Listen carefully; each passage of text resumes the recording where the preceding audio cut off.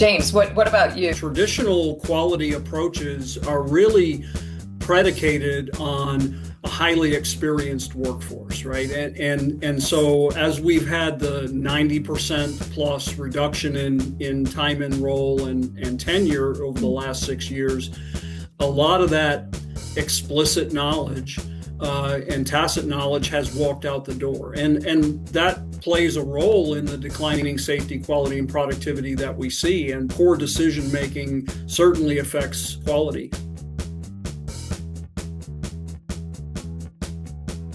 James, what about you? Traditional quality approaches are really predicated on a highly experienced workforce, right? And so as we've had the 90% plus reduction in time and role and tenure over the last 6 years, a lot of that explicit knowledge and tacit knowledge has walked out the door. And that plays a role in the declining safety, quality, and productivity that we see. And poor decision making certainly affects quality.